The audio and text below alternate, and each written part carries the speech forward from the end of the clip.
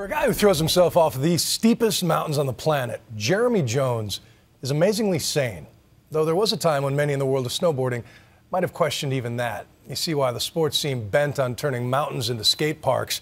Jones went further, higher, deeper into the backcountry. He took a power saw to his board, swore off half pipes and helicopters, and became the greatest big mountain rider alive.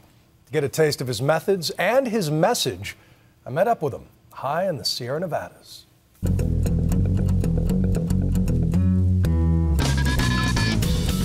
There's nothing quite like a snow-covered mountain to sort people into very distinct skill sets. There are the demigods who ride monsters for a living, snow porn stars who wing into the backcountry and bring their conquest back on film. And then there are the mortal masses who watch those films and spend their annual vacations on groomed greens and blues, dreaming of what it must be like in the vertical 1%. Like this guy. Usually right about here when I start to slip into kind of a snoopy fantasy, when all of this becomes the backcountry of Alaska, and I become Jeremy Jones. Woo! Yes. Midnight here in the Arctic Circle. Couldn't be happier. Yes, if they ever carve a Mount Rushmore of snowboarding, Jeremy Jones is a lock. Sure, Shaun White collects pounds of Olympic and X Games medals in the halfpipe, and Travis Rice keeps redefining what's possible with helicopters and snow machines, as seen in his epic film, The Art of Flight. But Jones has shunned adoring crowds and given up on fuel-burning flying machines. He wants to seek out the most extreme runs in the world using only the power of his legs and lungs. Snowboarder magazine just named him the Big Mountain Rider of the Year for the 10th time. So these are year bindings. So imagine the thrill for a snowboarding mortal when Jones offers an invitation to come ride in his backcountry backyard, high above Lake Tahoe. If I ever meet this Jones guy, I want to talk about the ego that must have led him to put this name this big. That's only funny because Jones is one of the most ego-free cats you'll ever meet. Despite the exploits seen in dozens of films. His current trilogy includes the self-explanatory titles Further and Deeper, films that could not have been made before Jones decided to revolutionize the sport by taking a power saw to his precious board. I take brand new boards, cut them in half. Really? Yeah, which is, you never get used to running a saw down the middle of a fresh board. Brand new board. A split board is a snowboard that converts into kind of cross-country skis. The design allows a rider to find runs in places even helicopters cannot reach. No lift lines. No lift lines. No one telling you where you can and can't go. If they're willing to put in the superhuman effort. Yeah, that is a doozy. It just got to a point where I felt like I wasn't evolving as a person.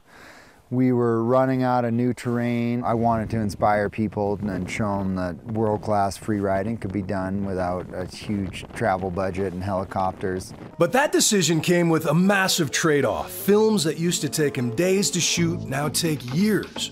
Basically, this whole massif is like no man's land.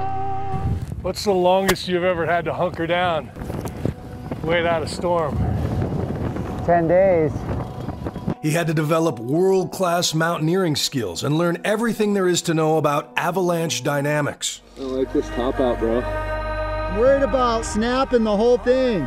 When it comes to caution, he's a real paradox. A guy who will walk away from a mountain because the snow doesn't feel right, but still braves runs like this. I get the punch bowls of powder. Right. That to me looks heavenly. But when you guys drop into those chimneys, right, it's like going down an elevator shaft, surrounded by running chainsaws. What is the appeal of that? There's something about the steeps. You now have like gravity so much at your fingertips. You're almost floating and free falling, but in total control. Now Jeremy has 3 other good reasons to stay in control. You got 3 more jumps, then it's jamming time, okay? They come in the form of 2 beautiful children and wife Tiffany, who is also a snowboarder. You never stop worrying. You never stop? I worry when he goes to squaw. When he gets on a chairlift, you worry? Yeah, totally. Do you? Yeah. I mean, stuff can happen anywhere. We've lost more friends at Squaw Valley than we have in the backcountry here. How has fatherhood changed your risk management? Or has it? Kids, they just put things into perspective, put an added weight on the importance of coming home every day. There's no question I turn back a lot more than I used to. There's a lot of ways to die out there, and the mountains are one of them. I have the utmost respect for them, but I also need to keep living my life.